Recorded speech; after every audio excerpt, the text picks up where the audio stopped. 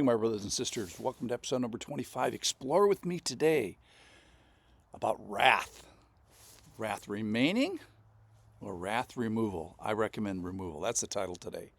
We're going to place ourselves into this relationship between John the Baptist and Jesus. It started with, "Behold the Lamb," and yesterday, "He must increase and I must decrease." John's in a bit of a hurry because he doesn't know how much longer that he has. He doesn't have a lot of time left, but he's going to finish well. And in doing so, he's going to point to Jesus. And when he gets the report that all are going to him, it's exactly what he wants. In fact, he says it's going to make him joyful that he must increase and I must decrease.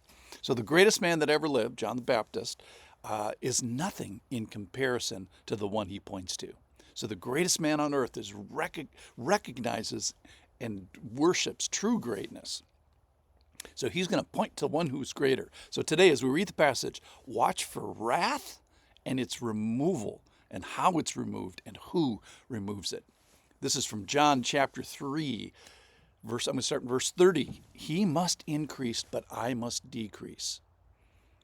He who comes from above is above all." Talking about Jesus.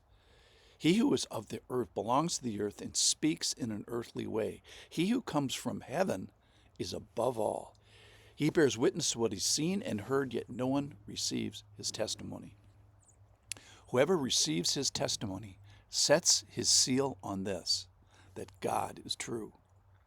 For he whom God has sent utters the words of God, for he gives the Spirit without measure.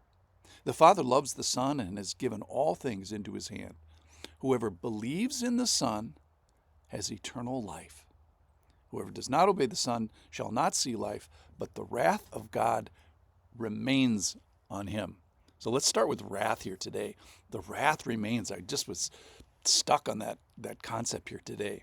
So earlier in chapter 3, John 3:16, the most famous passage in the Bible, "For God so loved the world that he gave his only Son, that whoever believes in him should not perish, but have eternal life."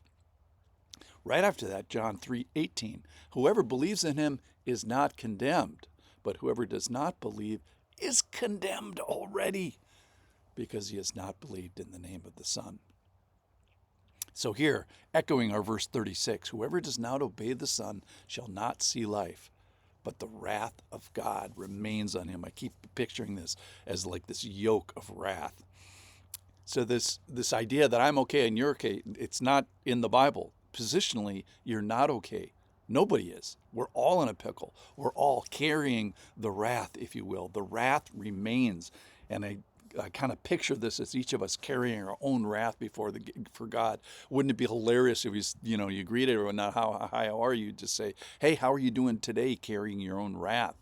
I think that's the spiritual picture that it pictures.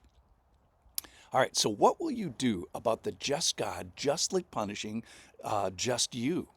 So wrath isn't just possible, it's real, it's right, and it's holy, and it's perfectly just. So wrath is here now and remaining where? Like on our shoulders.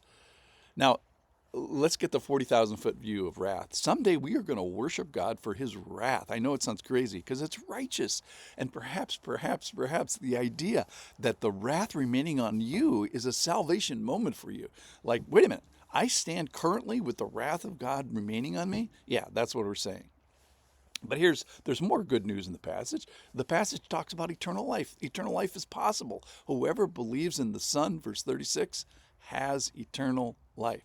So the one thing that God asks us, so he's done all this heavy lifting, moving the heavenlies, making salvation possible for us. He asks one thing of us, and that is belief. He says it in three different ways here today, which are: believe in the Son, you've heard that before, but receive his testimony. Grab the testimony. And my favorite today, verse 33, is set your seal to this. So yes, God is true. Yes, he is the bearer of eternal life. Yes, I'm a wrath agent and he saves me from it. And I'm going to put my stamp of approval, my wax seal on what he says today. So it's a different word for belief, setting your seal. In what? So it's not moonbeams. It's what are we believing in? Well, that he comes from above, all in the passage today, that he comes from heaven, that he's above all, that he bears witness to the truth, that God is true. All the stuff that I'm telling you is true. He utters the words of God. He's loved by the Father. So there's this warm relationship between them. And all things are given into his hand. Like nobody comes outside of Jesus' hand. He is the eternal life bestower. And then if this all works out, we get the Spirit without measure. How much of the Spirit do you want? A little or a lot? Like, hey, give me the whole dose. So this passage starts with John deplatforming himself. He must increase, I must decrease. And yet he asks something of John the Baptist: believe, receive, set your seal, set your stamp of approval. He wants a genuine response from you. So here's the prayer for today. Lord, I want to get all these benefits of truth. I also want to escape from wrath that's remaining on me. I want your eternal life. In the meantime, I would love your boundless, measureless Spirit that you give freely. I want a relationship with you. You setting my seal to this, that every bit of this is true. And God offers me eternal life and a wrath not remaining on me. So, ladies and gentlemen, would you like to have your wrath remain on you, or would you like to have the wrath removed? In my humble opinion, my recommendation to you is let's go for removal. Thanks for listening.